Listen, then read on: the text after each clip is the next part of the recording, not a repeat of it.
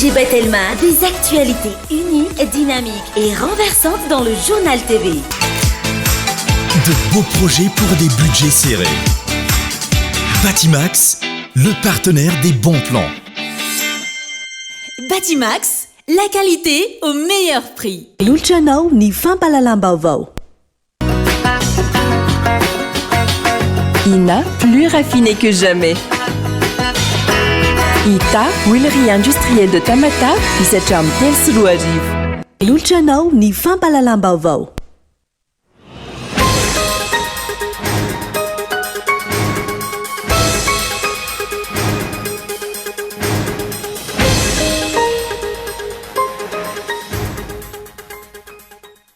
Mifantokana aminareo ambaratonga mpahefana ny masondrehetra amin'izao fotoana izao manoloana ny fizakany filohan'ny rajoelina n'izo pirenena vahiny izy mpitsara ho say anao sonisy sy anome certificat de nationalité malagasy ho an'ny an'ny rajoelina ve ahafahany mirotsaka hovidina izy didy sy fanapahana ivoaka ny miarariny azy indray ve na mazava aza ny voalazany code de la nationalité ao amin'ny andininy fa 2020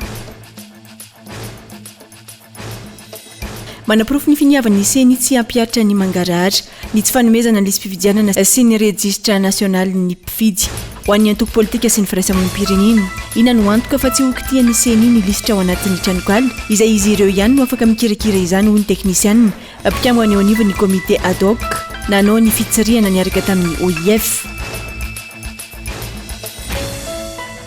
nanomboka omaly ary toy androany fihetsiketsehana nataon'ireo ben'ny tanàna sy ny vahoaka ao anatin'ny distrikty Maroantsetra manoloana ny fahampitehany sy ampiariana lavanilina amin'izao fotoana izao tsy misy mpividy ny vokatra ary tafidina hatrany amin'ny 2 ariary ny iray kilao amin'ny lavanilina maitso any antoerana ankehitriny mitotongana ny vidiny tsy mbola misy mividy ihany koa antony mahatonga ny fitokonan'izy ireo tsy lara-pamehana ho an'ny mpitondra fanjakana amin'izao fotoana ny sosialy niponina raha ny zava-misy ankehitriny no jerena very andriankinana ny akamaroany vahoaka malagasy manoloana ny fahatrana lalina izay mianjady ny isa-tokantrano tsy tantaratra eo anatrehan'izany ny paikady-mpanjakana amehezana ny fiakaran'ny vidim-piainana ny tsy fanananasa sy ny maro hafa raha nambarany teo anivon'ny CSM na ny comité de solidarité de Madagascar androany any ivelany kandida ho filoham-pirenena iray tany Équateur no namony ainy nisy nitifitra nandritra ny fionany tamin'ny vahoaka ao anatin'ny fampelezan-kevitra ny alarobia teo nisokatra avy hatrany ny fanadiadiana ka teratany kolombiana misa enina no voaroroy amin'ny tsirara ity amin'izao fotoana ny antsipirindreo avy hatrany ary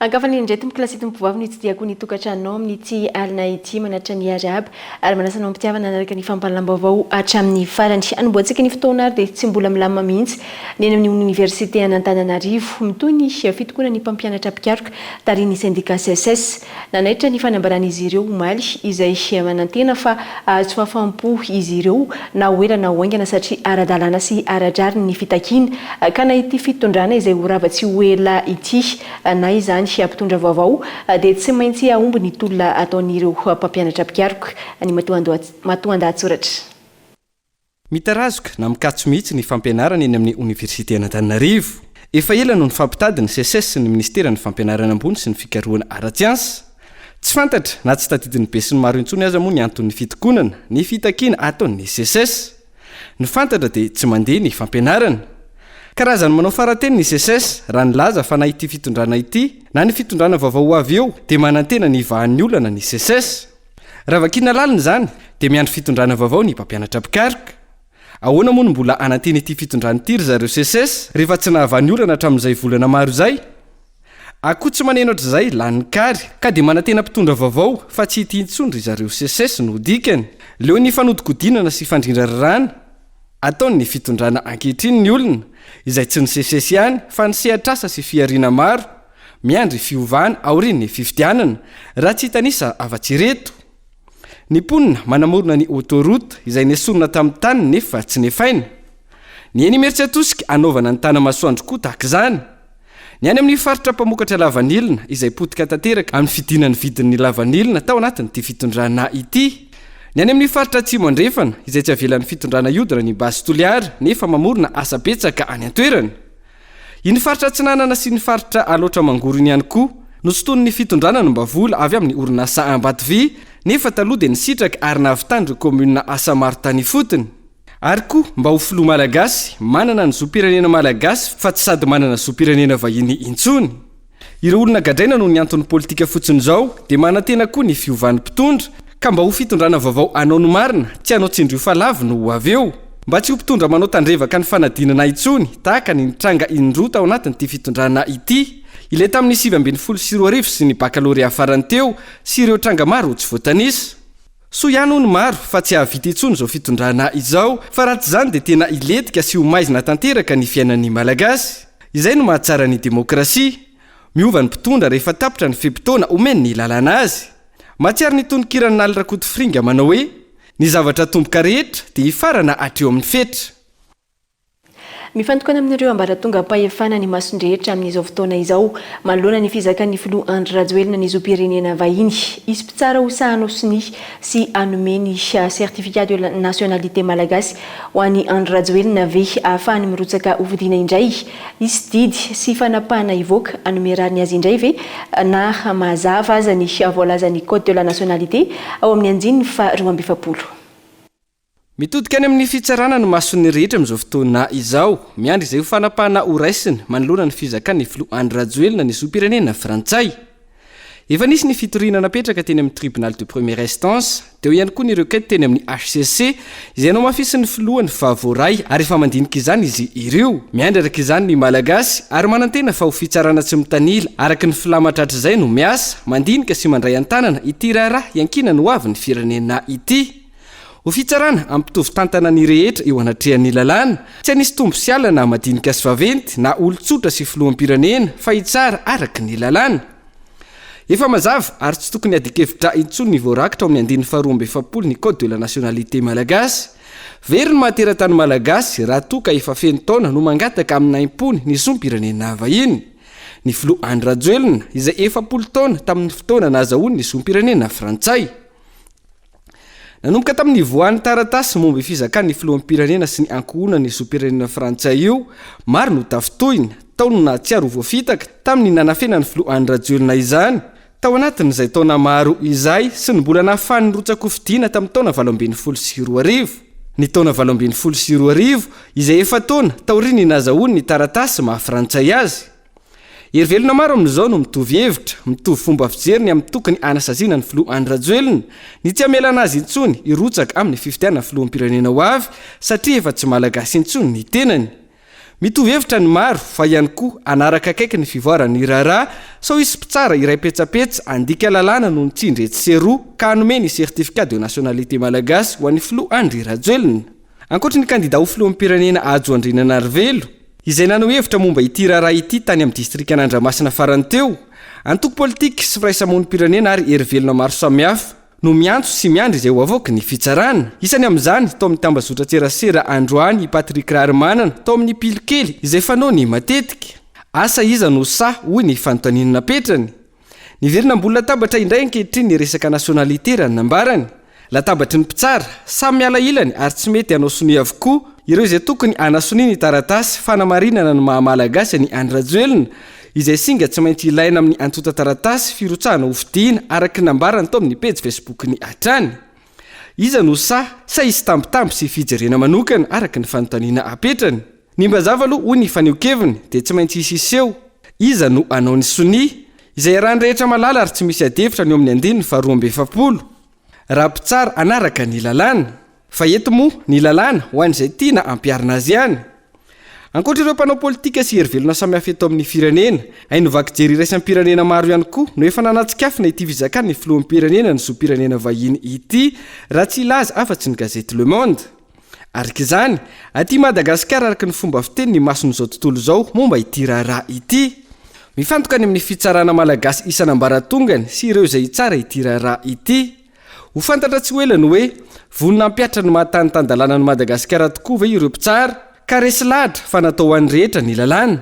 Miandry isika. Manam-porofo ny finiavany seny tsy ampiatra ny mangarara ny tsy fanomezana ny lisy mpifidianana sy ny registre national ny mpifidy ho an'ny antoko politika sy ny firaisamonim-pirenena. Inona no antoka fa tsy hokitia seny ny lisitra ao anatin'ny tranokala izay izy ireo ihany no afaka mikirakira izany hoy ny teknisianina mpikambana eo anivon'ny comité ad hoc nanao ny fitsiriana niaraka tamin'ny OIF. Onona saina. Ao anatin'ny tranokala seny tsirairay no mijery ny lisy mpifidianana sy ny registre national ny mpifidy araky ny nambarany filohan'ny seny Andriana Arsedita Omaly. Tranokala na site web izay mazava ho azy ilaina connexion internet ny fahafahana manokatra azy. Midika zany fa sokajin'olona maro no voailika mivantana noho ny tsy fananana connexion internet na ny tsy fahafehezana mihitsy ny fikirakirana ny teknôlôjia vaovao. Fantatry ny filohan'ny seny ihany koa ve fa toerana maro eto Madagasikara no tsy mbola misitraka izany connexion internet izany. Ahoana zany ny zon'ireo olom-pirenena ireo? Mazava ny voarakitra ao anatin'ny lalàna mifeny fifidianana ao amin'ny 10 azony rehetra sitrahana ary amin'ny fotoana rehetra ny registre électoral national. Teboka iray hitarafana fa mandika ny voalazany lalàna ihany koa ny seny satria tsy ny rehetra no afaka misitraka izany. Ankoatr'izay, raha jerena ilay tranokala ho an'ireo izay manana fahefana ijery izany. Tsy hita ao ny laharany kara-pifidianana asa raha oviana no iroso amin'izany ny seny, fa ihany koa eo amin'ny fijerena ny anarana dia mila manokana fotoana maharitra satria tsy aina mandeha par ordre alphabetika marina na tsy ny lisitra ireo anarana. Eto amin'ity horonan-tsary ity, raisina ohatra amin'izany ao ny boriboritany fahenina Fokotany Andranomena atao anatin'ny commune Antananarivo renivohitra. Mandeha ny anaran'ireo manomboka amin'ny A ka hatramin'ny litera Z. Rehefa tsy hita ao ny anarana, midina hatrany ianao mikaroka fa mbola misy anarana manomboka amin'ny A ka hatramin'ny Z indray. Toy izay hatrany, mandrapahita ny anaranao ao anatin'ireo mpifidy miisa 520 sy 703. Tahak'izay avokoa ny Fokotany manodidina ny 404 na manerana ny nosy. Ankoatr'io, raha ny fanio-kevitry ny teknisianina informatika sy efa nisehatra tamin'ny fanaramaso ny fifidianana antonany maro, sarotra no manamarina sy manao fikarohana raha te hanatanteraka izany ny teknisianina na avy amin'ny antoko politika io na ny firaisamonim-pirenena noho izany fichier PDF. Fa isan'ny fanontaniana goavana no hoe aiza ary inona no antoka fa tsy hikitika izany intsony ny seny izay tompony ny tranokala. Tokony ho hitany rehetrarehetra, tokony afaka ny rehetrarehetra mijery manamarina sy ny rehetrarehetra no registre io. Anefa raha ny vaovao eny koa dia tsy misy zany mahazo an'le hoe tiany registre ahafahanareo mijery, tsy misy zay. Fa dia hoe any amin'ny site web, eny amin'ny internet zany, fantaniana aloha nipetraka hoe ahoana moa zany ny fomba nanany any akodaoda any internet. Fantatsika moa zany fa seny no mitantana an'io na ny base de données manao kajy rehetrarehetra ao anatin'io ahoana inona ny tena antoka fa io mivoaka io koa tsy miovy io atsoatsy. Mety ny isan'ny mpifidy ao anatin'ny liste électorale ny tsy miovy ohatran'izay mantsy ny resaka, fa le ao anatiny le hoe iza ny olona ao anatiny sy ny karazany ahoana ny tena azahoana antoka fa tena io marina ny liste électorale miasa rehefa amin'ny andro mpifidianana. Zay zao mampanahy azy. Raha vao tsy azo ny rehetra jerena le izy dia efa misy tsy mangarara zany dikan'izay. Tsy vitany hoe jereo anaty internet fa tsy ny rehetrarehetra no anam-potoana sy anana fahafahana mijery an'izany any amin'ny internet, donc efa tsy mangarara raha vao zay. Raha misy dika mitovy amin'ny registre national sy ny lisy mpifidianana ny teknisianina, ny antoko politika ary ny firaisamonim-pirenena, mora ny fanaraha-maso ny ao amin'ny tranokala ary tombo ny fatokisana ho azo ny seny ho hiatran'ny fanazavana. Saingy izao miasa rery manakatom-baravarana izao no hita ny bromaritry ny seny fa ampilamina ny toetra raha. Sa ve hoy ny ayatsiavanana, mbola maro tamin'ireo fepetra napetraky ny OIF taorin'ny fitsiriana natao no mbola tsy tanteraky ny seny mandrakandroany. Antony tsy namelana ny rehetra isitraka ny zo voalaza ny lalàna io. Ny seny hatr'izay izay niantso ny antoko politika sy ny firaisamonim-pirenena anao ny andraikiny anentana ny olona isoratra anarana ao anatin'ny lisy mpifidianana noho izao androany izao indray manala ireo andraikitra araky ny voalazany 10 ao amin'ny lalàna mifeny fifidianana io. Ny vomera maleo tena misana ny fifidianana izay hatrany ampiandohana mandrakandroany mampiaya ary tsy mampiatra ny mangarahara sy ny voatondro ny lalàna. Nisy tokoa fetsona ny tenanay zao dia natsona hoe pour validation an'ilay sy hidirana amin'le deuxième phase ny audit ny OIF de tonga moa ny tenanay tamin'izany a de natao nisy dinidinika atao nanazava ny OIF ny zavatra hitany.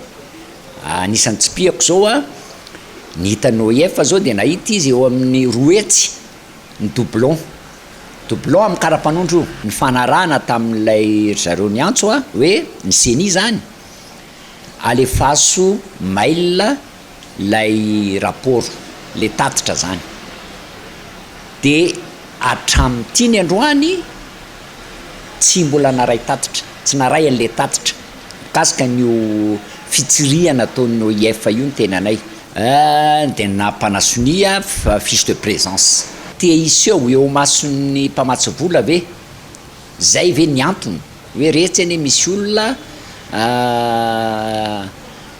tsy makato loatra be tsikera atsonay reo te iseho eo mason'ny mpamatsy vola ve ny seni hoe tena mangarahara fa aminay aloha tsy mangarahara mihitsy isika matoa manao an'izao resaka zao a de te ampafantatra hoe anana fifidianana madio mangarahara ary ekeny rehetra zay zany lay tanjony matoa manao kritika.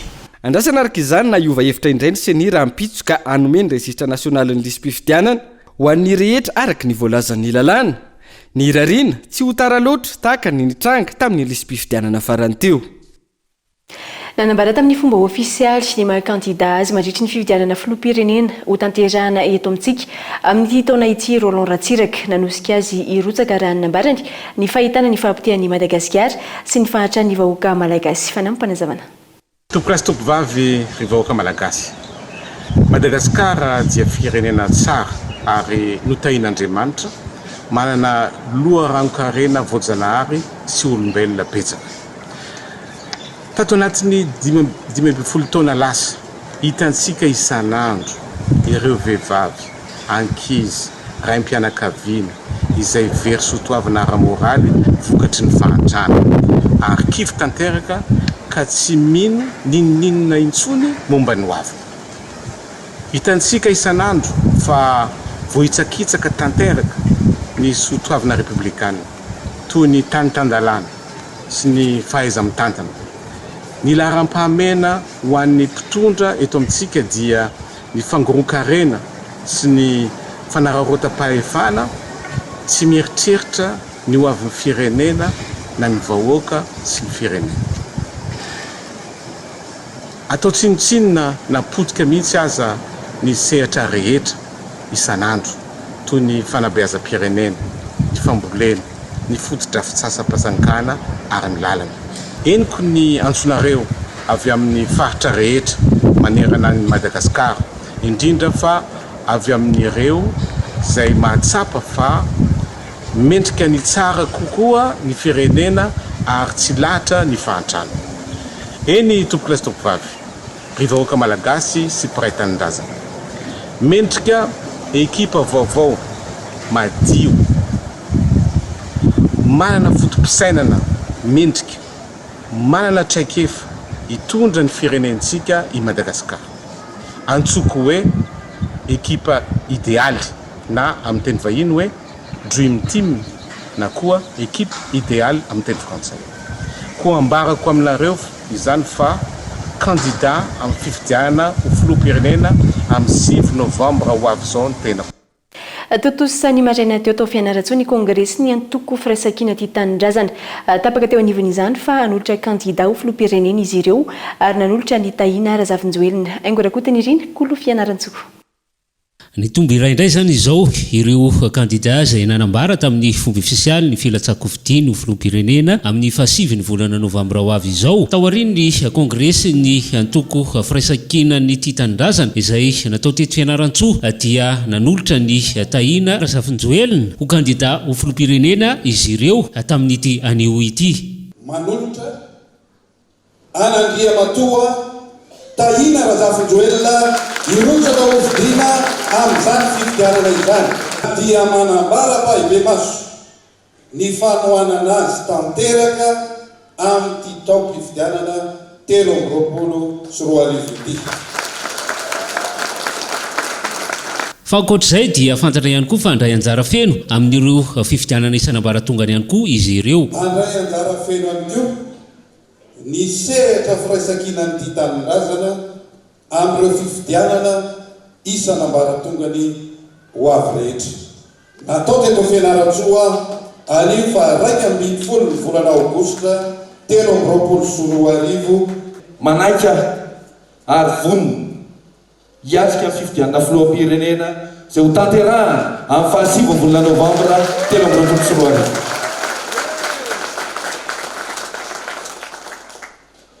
Fantatro fa maro ireo resy lahatra nefa manahy sy mitady lavilefiny satria mihevitra fa inona izay mpampianatra mihoatra amin'ireo dinosaure politika mahery vaika sy mahery sandry. Ekena tokoa fa maro ny aya manoloan'ireo fomba nahazatratra izay fa azadiny kosa nefa miaradia vao tafita fa tsy tafita vao miaradia. Na dia maro ary ireo sakatsakana anisy teo anivon'ny fitondram-panjakana izay saika tsy ahatomombana izao fianoana izao dia tanteraka ihany. Tsikaritra ihany koa moa ny fisin'ireo mpitandro ny filaminana marobe izay teo ivelan'ny toerana ity izay nahagagany maro ihany. Raha io no jerena dia mbola hita taratra hatrany ny tsy fisiany ny fahalalana maneho hevitra satria na anaty toerana mifefy azy dia mbola eo hatrany ny ramatahora. Izay lafim-baovao izay hatrany dia teboka maro no tokony hojerena mialohan'ny risoana amin'ny fifidianana filoham-pirenena hoy ny teo anivon'ny antoko UNDD na ny Union nationale pour le développement et la démocratie androany. Ny avy eo anivon'ny FFKM no tokony hitarika ny fifampijiniana hisorohana ny olana mety iseho mialoha mandritra ary aorian'ny fifidianana raha ny fomba fijeriny ity antoko noforon'ny ny filoha teo aloha Zavy Albera ity. Henri Florian no mitatry ny antsipiriny izay. Namafisiny antoko UNDD na ny Union nationale pour le développement et la démocratie izay antoko noforon'ny ny filoha teo aloha Zavy Albera androany nandritra ny valandresaka izay nataon'izy ireo tamin'ny mpanao gazety fa mandalo hiondalana sy fotoan-tsarotra indray ny firenena malagasy amin'izao fotoana izao vanim-potoana mialohan'ny fifidianana. Tseboka maromaro no nambarany antoko fa tsy tomombana sy ametrahan'izy ireo ny aiainy sao tsy ahatomombana ny fizotra ny fifidianana. Tsika rehetra angamba na haeno ary mety mbola maheno ny resabe mikasika ny fananany filoham-pirenena ankehitriny nationalité française. Za tsy miditra amin'le lafiny ara-dalàna sirika azy fa misy io débat io zany. Anankiray. Faharoa, mbola misy mitaky fanamboarana ny lalam-panorenana amin'izao tsika miteny zao. Fahatelo, maro ny mitaky hoe tokony amboarina ny code électoral. Fahaefatra, misy mimetra-panontaniana amin'le liste électorale zay mbola tsy tomombana. Manaraka, mbola mipetraka ny aian'ny olona fa inona koa moa ty bidy midina avy any amin'ny nisy ny tany amin'ny mba tokony mandeha any amin'ny préfet sy lehibe ny district amin'ny tokony anaovany zareo tokony anaovany zareo fitsidiana any amin'ny commune matetika. Hitatsika ihany koa reny fanomezana maro be dehibe moto sy ny karazany menan'ireny chef district reny. Tokony roso amin'ny fampiresana aloha ny herivelona rehetra mialohan'ny hanatanterana ny fifidianana raha ny fanazavana ka hanengana izy ireo ny eo anivon'ny FFKM hitarika izany mba hisoroana ny olana mety iseho. Raha tsy voalamina io na dia anao fifidianana injato ary ianao dia mbola misy foana zay tsy manaiky an'io. Zay tsy lany manaiky hoe tsy hoe tsy lany zay. Zay nge mahatonga hoe misy zavatra tokony amboarina zany amin'ny rafitra tokony hitantanana nyty tany sy ny fanjakana malagasy ty. Fa raha mbola izao foana dia tsy maintsy hiverimberina foana na dia anao fifidianana impiry atsika tsy maintsy hiverimberina foana io satria ny olona zany ambony tena mihitsy pour devenir président de la république. Coûte que coûte. Zao ary efa takina 2 milliards lasa ihany. Tsy hitanao aveza vola. Ny FFKM moa efa ohatrany manana légitimité.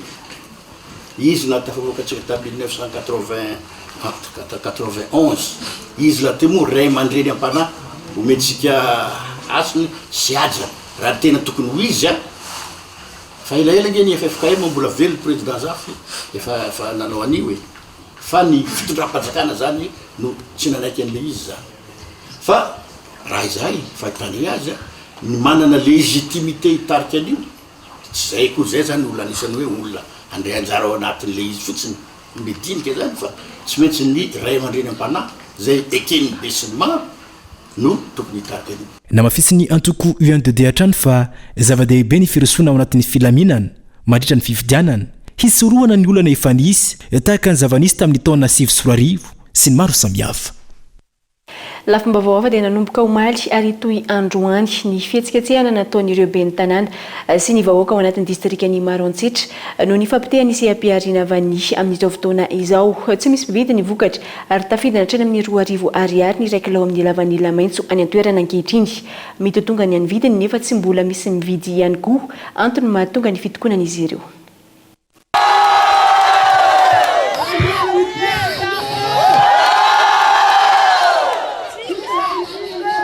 Nanomboka omaly ary netoy tamin'ity androany ity ny fitokonan'ireo mponina notronon'ireo ben'ny tanàna sy ny mpanolontsaina ny tanàna ao anatin'ny distrikany Maroantsitra noho ny fahapotehan'ny vokatra vanila amin'izao fotoana izao. Tapaka tsy azo aleny lalam-pirenena fahadimy noho ny saka nataon'ireo ben'ny tanàna sy miaraka amin'ny vahoaka ao anatin'ity distrikany Maroantsitra ity. Antony fitokonana raha nambaran'ny solon-tenan'izy ireo noho ny vokatra vanila izay tsisy mpividy amin'kehitriny. Raha misy mpividy dia tsy mihoatra ny 5,000 ariary ny raiky lao amin'ny vanila maitso. Nandohalika manoloana ny fitondram-panjakana mba hamahana ny olana ireo olom-bofidy no tarian'ireo ben'ny tanàna sy ny mpanolontsaina ny tanàna niaraka tamin'ny vahoaka. Fa ny raha ene ny lavany tompoko tsisy mpividy mijaly zahay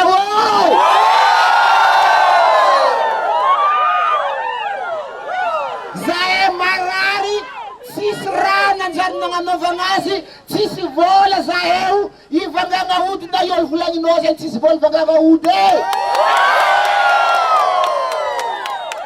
ny zaza mianatra nalagna mianatra avy nantsovagny zare amin'ny université agny nasegny nody tsy vatonga ray aman-dreny maty zahay tsisy mpivanga lavany aminay za mivolagna ranoana ny kibo mivezivezy ny fagnahy tsara mba fantany izy ka agnano be maregny ny fanjakana ity tsy mijanona amin'ny raha ty tsy mijanona zahay ty imarantsety tsy miamia tsara velatsihy ny raka marary aminay ny raka marary aminay marary matoa zay marary tsy vavanay problème ty. Efa nisy ny fidiran'ny OMC élargi tany an-toerana efa niziriziry ny tsy hanala io fisakana io ireo tompotokona ireto. Tapaka araka izany famovoizana mampitoa ny Manara sy Maroantsitra miverin-dalana avokoa ireo mpandeha na ny avy any avaratra na ny avy any atsimo. Tsy mifandanja amin'ny fidangany vidim-piainana ny vidim-bokatra hoatrany ireo tantsaha. Raha tegna takina eto ny lavany ambany or vidim-piainana anay samy ohatrany ambany ohatrany vidim-piainana ke mitaky zegny zahay amina vidina lavany io mba hampakatra tsy fandanja amina vidim-piainana anay zegny ny raha le fandavosana lavany kilo raiky tsy mahazo vary 10 kapoaka oaiza amin'izay ny fiainana ke mba mitaky hoe amboarany fiainana fa somary tegna sahirana zay zaza am'izao sahira andeha mpianatra fa ray aman-dreny mpianatra andeha mpianatra zaza sahira ke izay le tegna aviany amtonona aketo imanambio amin'ny izao andro zao ke mangataka anareo jiaby mpitondra fanjakana na amin'ny ambony sy ny ambany reo jiaby mbô hijery akaiky zahay jiaby amin'ny vahoaka distrikny Maroantsitra. Miankina amin'ny vidim-bokatra avokoa ny fiainan'ny mponina ao anatin'ity distrika ity raha ny fanajavana. Efa orotaona izay no latsaka ny katerina tanteraka ny CAP-ariana vanila manerana ny Madagasikara saingy tsy hita mazava ny fepetra izay norasy ny mpitondra fanjakana. Anatanteraka fiaonana misy dingana telo ny FFKM ao anatin'ity taona 2024 ity raha nambarany filohany Pasteur Andriamaso Irako Ami. Dingana voalohany sy faharoa tamin'izany hatreto no efa vita raha ho tanterahana ny faha 30 ary faraka amin'ny 30 ny volana aogositra 2024 eny amin'ny ISTS Mandrimena Andoharany Fotsy kosa ny dingana fahatelo izay natao fiaonambe nasionaly.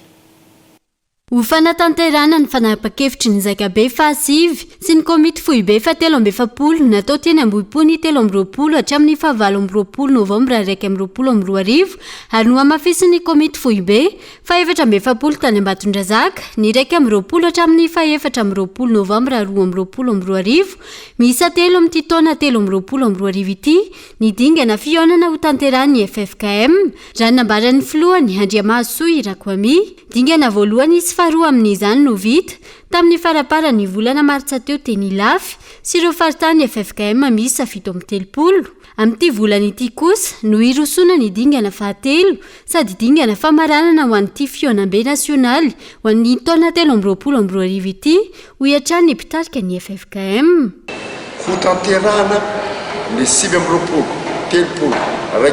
agosto 2022 iny amin'ny ISTS mandrimena andoharano fotsy Antananarivo kosa ny dingana fahatelo izay natao ho fionambe nasionaly koa manokana ny 3 agosto 2022 tolakandro manomboka amin'ny 2 ora izay ray aman-dreny filoham-piangonana 4 amin'ny rahalahy ato amin'ny FFKM hionana amin'ireo mpisehatra rehetra momba ny fiainam-pirenena ao anatin'izany ny fiangonana fiarahamonim-pirenena ny syndicat ny atoko politika ny fikambanana samihafa. Andrasana araka izany izay ho fisotry nyity fionambe ity sy izay zava-dehibe hivoaka aorian'izay. Isany vetivety ao anaty dokam-barotra fohy isika dia miverina eto aorian'izay ao anatin'ny tapany faharoa ny fampahalalam-baovao.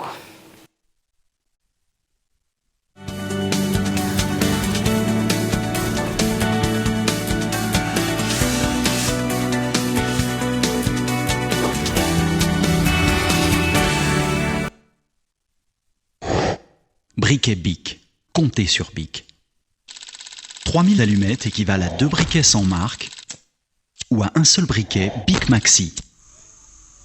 Briquet Bic. Comptez sur Bic. Faites le calcul. 3000 allumettes équivalent à 2 briquets sans marque ou à un seul briquet Bic Maxi.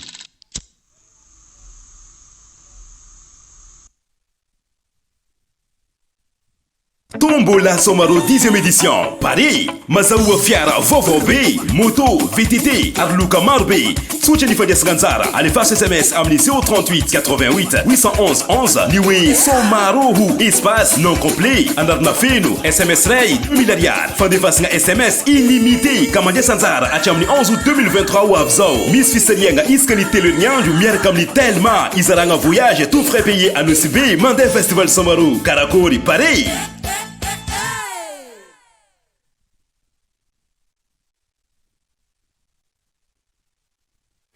Ina dia vita amin'ny soja voafantina mba hampatsiro ireo karazan-tsakafo karakarainao. Ny menaka Ina dia ahitana oméga 3 sy oméga 6 ary ara-pahasalamana no ny otrikaina entin'ny soja. Ina ilay menaka manome tsirony nandronao isanandro.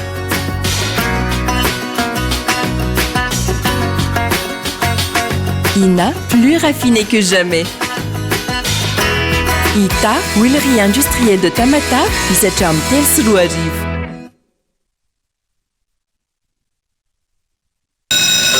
Réussis ta rentrée avec Bic. Retrouve dans tes magasins habituels les crayons de couleur et les feutres Bic Kids, les ardoises et marqueurs Velleda, les correcteurs Tipex, les crayons Écolution et les stylos Bic Cristal. Vive la rentrée avec Bic!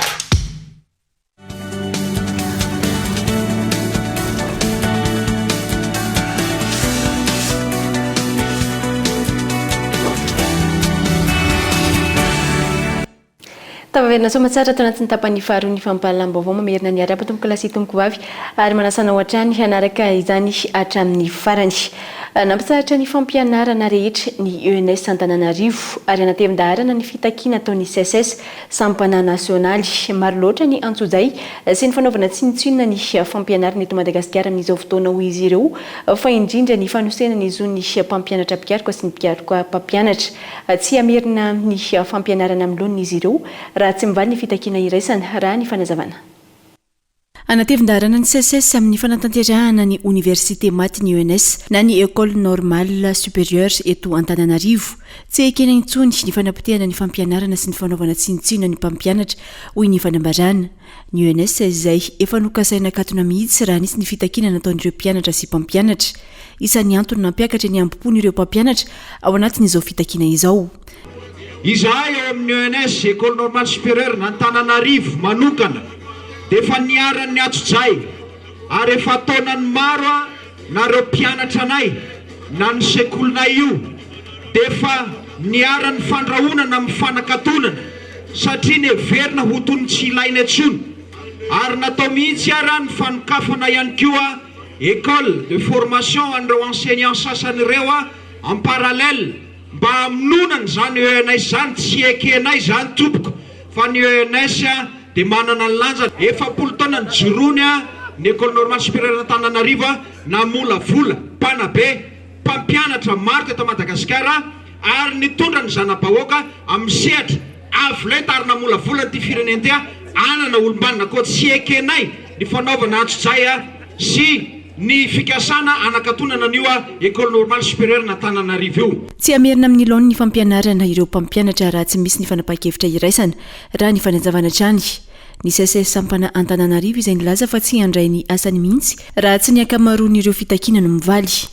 Dia manambara izahay retany rendanitra fa miombona amin'ny tolona ataon'ny ENS CSS Antananarivo CSS nasionaly amin'ireo teboka fito voalaza ny fekevitry ny conseil national natao tamin'ny volana jiona teo ary singanay manokana ho fanatanterahana n'izany tolona izany dia ny fanajanonana marindrano ny activité pédagogique rehetrarehetra ny fampianarana tsy misy mandeha ao amin'ny ENS ary miombokevitra izahay amin'ny fianaratsony amin'ny anaovana ny gel des résultats ary tsy miverina amin'ny fampianarana izay raha tsy fanapa-kevitra iraisina atao amin'ny CSS nationale izay vao miverina ao anatin'izany fampianarana izay. Fifampiresahana maro lafy no fantatra fa efa nisy teo amin'ireo tompon'andraikitra isan-tsokajiny sy ny CSS ao anatin'ity fampiatona ny fampianarana eny anivo ny anjerimanontolo efa fotoana maharitra ity saingy tsy mbola nisy nahafa-po azy ireo. Hitoetra amin'ny fotoana tsy voafetra indray araka izany ny fitokonan'ireo mpampianatra mpiariko sy mpiariko mpampianatra. Tsaivina efa nanambana ny ampiato ny fampianarana ihany koa ny Université Andrinjato Fianarantsoa-Omaly izay mifandraika amin'ny fitakian'ny CSS ihany koa. Tsy lara-pameana ho an'ny mpitondra fanjakana amin'izao fotoana ny sosialin'ny mponina raha ny zava-misy ankehitriny no jerena very andrankinana ny akamaroan'ny vahoaka malagasy manoloana ny fanatrana lalina izay mianjady ny isa-tokantrano. Tsy tantaratra nefa eo anatrehan'izany ny paikady mpanjakana mihezana ny fiakaran'ny vidim-piainana sy ny tsy fananana asa sy ny maro hafa raha nambara ny teo anivo ny CSM na ny comité de solidarité de Madagascar androany. Christian Ndimby. Miaina ao anaty fanatrana lalina ny 770 mponina malagasy araka ny tarehiny marika farany avy amin'ny banky iraisam-pirenena ny taona 2022 betsaka ireo teboka manambara fa manitra ny firenena. Tena le sosialy mboka aloha zao tena grave be le madinika tena me fadiranova andro manalina zany tokony ny voaka aloha mivondena zany fa nilalao an'nosy zany ange voninahitra ny ilaina amin'izany any faliaim-boaka aloha zany ny tena tokony aroa sosialy zany ny voalohany indrindra aloha raha amina tena voalohany indrindra aloha na le ankizy kely hianatra ara amin'izao tena mampalahelo mihitsy ny voalohany indrindra tsy hianatra ntsony le zanaka malagasy sahirana le ray aman-dreny voalohany koa zany ny hanina hoanina zany nona le vahoaka nona pempenina dia lasa asa mangalatra hatra amin'ny elakelan-trano azy tsy mangalatra arian'ny elakelan-trano ery. Fahasahiranana tokoa amin'izao vanim-potoana izao dia indrindra fampidirana mpianatra izao no tena imasoana aty amin'ny faritra dia fahasahiranana arabola koa etsy andany ny préscolaire mpianatra moa zany no tena mafimafy amin'ity satria niakatra daholo ny droit-mpanjakana tena mijaly ny malagasy satria ny aton'asa tsy misy fivelomana mesarotra ihany mivokatra tsy misy miakatra fa simba daholo tokony hoe hojerena ihany le mponina satria tsy tokony hovariana amin'le lara-pameana any amin'le baolina zany ny fanjakana fa tokony mba jerena ihany zany le fahatrano vahoaka satria le vahoaka tena mijaly tokoa. Tsy voafehin'ny mpitondra fanjakana ankehitriny intsony ny sosialim-bahoaka raha ny fomba fijery ny CSM na ny comité de solidarité de Madagascar ahina hiteraka korotana izany raha toka tsy misy mifandraisana andraikitra raha ny fanazavana. Mihitsy anatin'ny fahantrana lalina ny vahoaka malagasy amin'ny fotoana izao. Manana didy ny sambatan'olona tsirairay avy. Hitondra ny anjara biriky ny amin'ny fampandrosoana any Madagasikara. Fa tsy akinina fotsiny amin'ny mpitondra izany satria fantatsika tsara fa ny fikorotanana manerana an'izao tontolo izao izay hitatsika sy iainantsika isan'andro dia anisany misy fiantraikany lehibe antsika eto Madagasikara ihany koa. Tsy aivina nanao fanambarana ny filoha Ange Rajoelina ny volana janoary lasa teo nandritra amin'ny fanokafana tamin'ny fomba ofisialy ny taopambilika Sotany Avatomandry fa atsahatra ny fananganana ny fotodrafitrasa ary fantoka amin'ny fiahiana sy ny fanatsarana ny sosialy ny mponina ireo ministera isan'ny tokony. Fito volana teoriana milaza miara mahita ny rehetra midangana ny vidim-piainana mirongatra ny tsy fandriam-pahalemana na an-tsaha na an-tanàna potika ny sehatra ny fampianarana ambony ny tany tsy anasa sy ny maro hafa. Izao manakaiky ny fifidianana miverina indray ny fizarana tsinjo sy tosika etseroa sava io no ambara fa fanatsarana ny sosialim-bahoaka lazain'ny mpitondra fanampiana izay tsy maharitra ary tsy manala ny vahoaka anatin'ny fahasahiranana fa politika evonjy davanandro tahaka mahazatra hatrany. Totosa tao amin'ny commune Kadikely lafy ny hetsika fivarotana fitaovana amin'ny mpianatra amin'ny vidiny mirary izay fanao ny fikambanana VMMM na ny vehivavy malagasy miara-miainga isan-taona. Hetsika ara-tsosialy izay natao ny fikambanana ho fanamavanana ny fahasahiranana ireo ray aman-dreny mandritra ny fidiran'ny mpianatra. 20 andro katroka mialohan'ny fidiran'ny mpianatra no tanterahana tao amin'ny commune Kadikely lafy ny hetsika fivarotana fitaovam-pianarana amin'ny vidiny mirary izay karakarain'ny fikambanana VMMM na ny vehivavy malagasy miara-miainga rehefa ao ankatoko ny fidiran'ny mpianatra tahaka izao. Zava-dehibe ho an'ireo ray aman-dreny ny fisian'ny hetsika toy izao indrindra manoloana ny fasahirana misy ankehitriny. Fijerinay amin'ilay izy zany dia mora sady mampiantsisa amin'ny sahirana mahafinaritra anay ilay izy atianay zany mba izy foana isan-taona. Hitohatra ny hetsika ara-tsosialy izay ataon'ny fikambanana vehivavy malagasy miara-miainga manerana ireo commune maro eto Antananarivo isy ihany koa ny any amin'ny faritra rano fanazavana. Vola mitetina 2 miliara sy 320 tapitrisa yen no natolotra ny fanjakana Japony tamin'ny alalan'ny masovony miasa sy monina eto Madagasikara androany. Tanjona amin'ny fanampiana ny fampiroboroboana ny sehatry ny fahasalamana indrindra amin'ireo faritra manerana ny Madagasikara. Araka izany totosa androany ny fifanaovan-tsony teo amin'ny fanjakana Rotonda fetiny kolona. Mpitsabo misa roa ny olona arivo io ny fenitra iraisam-pirenena izay napetraky ny OMS ahafana misitraka fitsaboana ara-dalàna ao anatin'ny firenena iray. Raha ny zava-misy eto Madagasikara, mpitsabo misa 9 ho an'ny olona iray tsy aty andrenivohitra ary mpitsabo misa iray ho an'ny olona 503 alina any ambanivohitra. Ankoatra ny olana amin'ny tsy fampiny mpitsabo isa mahavelotaraina ihany koa ny fampitaovana sy ny fotodrafitrasa eny amin'ny toeram-pitsaboana manerana ny faritra eto Madagasikara. Manoloana izany, vola mitentina 1 miliara sy 370 tapitrisa yen no natolotry ny fanjakana japonais androany. Donc le Japon avait accompagné Madagascar depuis 6 décennies. Efatra amin'ny ela no nanampy an'i Madagasikara ny fanjakana japonais indrindra eo amin'ny sehatry ny fambolena sy ny fahasalamana tao aorian'ny krizy ara-pahasalamana sy ny ady tany Ukraine iny. Zava-dehibe aminay ny fanampiana indrindra ny ara-sakafo sy ny fampitaovana amin'ny sehatra fahasalamana izay inonay fa natsara ny farim-piainan'ny malagasy maro. Tontosa androany araka izany ny fifanaovan-tsony teo amin'ny masoivon'ny Japon miasa sy monina eto Madagasikara sy ministry ny ranam-bahiny. Ankoatra io, vola mitentina 300 tapitrisa yen ihany koa no natolotra ahafana manao fanampiana ara-tsakafo eto Madagasikara.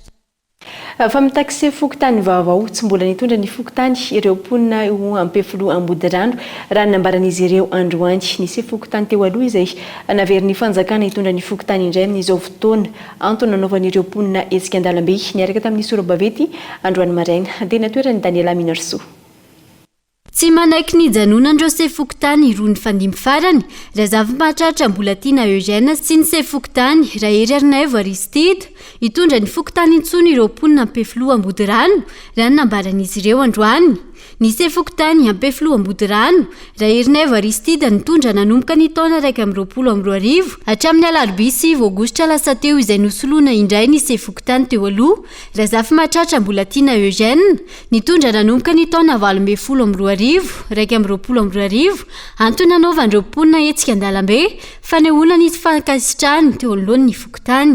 Izay mponina ampefilo ambody rano dia mangetaheta manao zao antso avy zao aminareo fitondrana isaraka ny ambaradongany malahelo izahay fa tsy atao kilalao ny fitondrana atao kilalao ny fitondrana amin'ny fokotany fa tokony hoe rehefa miala dia miala na ny an-daniny na ny akila mba olom-baovao mihitsy ny ilainay hitondra an'ity fokotanina ity fa mianao antso avy anao zay raha nefa tompolo ajareo manokana zao zava-misy an'ny fokotanina ampefilo ambody rano zao satria ahoana mofilo efa niala teo aloha dia iverina indray nga izy ty kilalao tsy kilalao ty fitondrana ty ohatry ny kilalao le zavatra hoe andananay aloha rakoto milalao dia mandananay rakoto miditra ty hatrany tsy mety zany mila olom-baovao mbola tsy teto amin'ny fitondrana mihitsy zay na ny teo aloha na le efa niala voanasorona voaingana iny tsy milaza miverina zay fa olom-baovao ny ilainay hitondra ty fokotanina ity zay tompony etaetanay ka dia miangavy zay ry andrefa tompoloa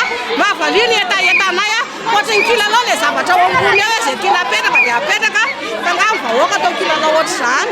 Araka izany mangataka ny fidianana izay ho sefokotany araka izay safidiny ireo mponina fa tsy fanendrena tahaka ny ataon'ny fitondram-panjakana ankehitriny.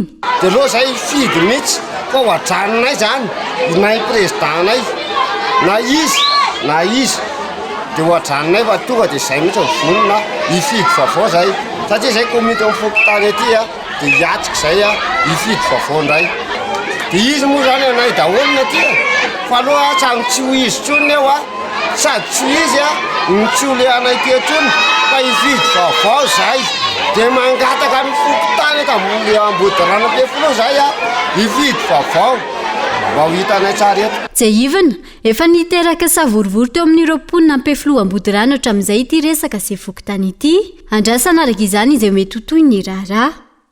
Olona manana fahasembanana misy sarika amin'ny 50 no nisitraka fizaham-pahasalamana avy amin'ny humanité et inclusion sy ny médecins du monde tany Mananjary tanjona amin'ny hetsika ny fanamavanana sy fanampiana ireo olona manana fahasembanana ireo amin'ny fiatrehana ny fiainana andavanandro.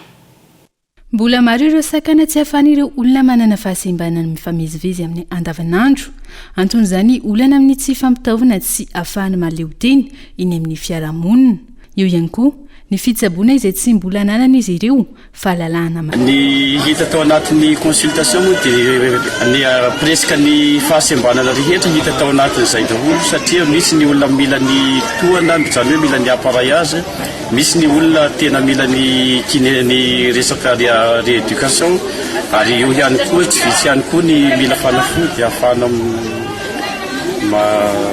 alohan'ny anatanterahana ny traitement misy ny fandraisana tanana amin'ny alalan'ny traitement kinésithérapeute sy ny fanomezana ny appareillage na ny resaka tohana ahafahan'le olona zany hoe miretrouver ny autonomiany zany am'izay fotoana. Tontosandroany tany Mananjary araka izany ny fitsaboana sy fanaovana fizahana ara-pahasalamana mamaim-pona avy amin'ny humanité et inclusion sy ny médecins du monde hetsika naharitra 3 andro izay nahitana ny olana ireo manana fahasembanana ireo amin'ny sehatra ny fahasalamana mandinina ny 150 ireo niraisina ny tanàna nandritra izany izay nitanteraka noho ny fiara-miasa tamin'ny CHR Mananjary sy ireo masera ao Ambatolampy Mananjary. Vonina nitarika rebika au grand complet iakatsehatra etsy Antsamanitra ny alady izao mamaraparana ny famerenana izy ireo ary mametoko fa tsy misy misaraka raha tsy afa-po mandritra ny fampisehoana.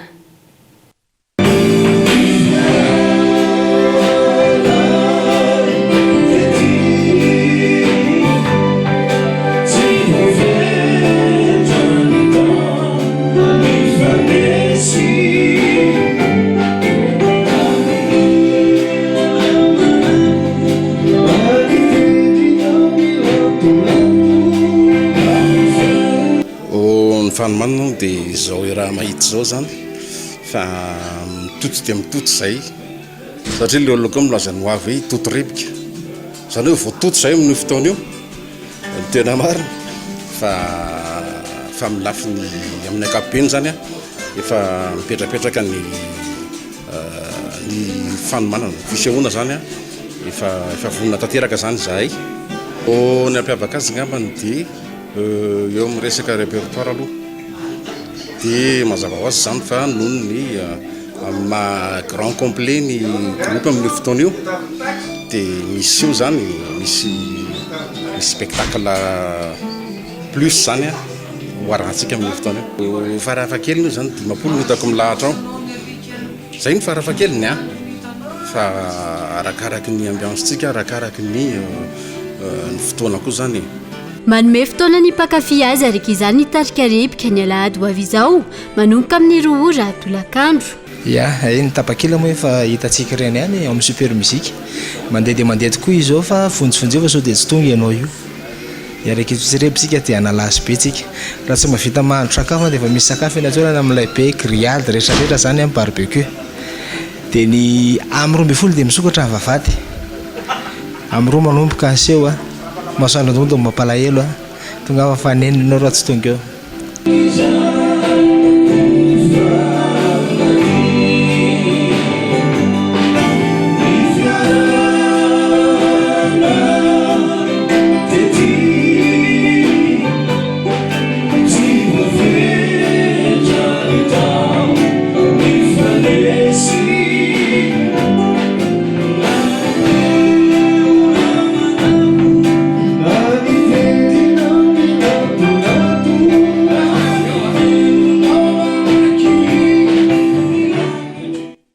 ny maresaka avy any ivelany dia kandida ho filoham-pirenena iray tany Équateur no namony ainy sy ny tifitra nandritry ny fionany tamin'ny vahoaka ao anaty ny fampelezan-kevitra ny alarobia teo nisokatra avy hatrany ny fanajiajiana ka teratany kolombiana misa enina no voaroroy amin'ny tsirairay ity amin'izao fotoana fanampanazavana eo amin'ny sary ny France 24 atao anatin'ny famelabelarana tanteraka ny programa nasany nandritry ny fiaonana tamin'ny vahoaka tao Équateur no nisy nitifitra ny kandida ho filoham-pirenena any an-toerana Fernando Villavicencio ny alarobia lasa teo namony any avy hatrany ity farany vokatra izany fanantenana ho any vahoaka i Fernando Villavicencio ho ireo mponina izy no any kandida tokana na sanana tsikafona ny kolikoly sy ny politika maloto ataon'ireo mpanao politika hatr'izay teratany kolombiana misa enina no voaroroy amin'ny tsirairay ity hatreto ary ina ihany koa nisy ny vondron-jiolahy sy ny papiorooro isan'ny fepetra noraisina ny amin'ny anatin'ny ameana mandritry ny 10 andro any Équateur io ny didim-panjakana nivoaka manoloana ity tranga ity tsy noho ny zava-dozany tranga ihany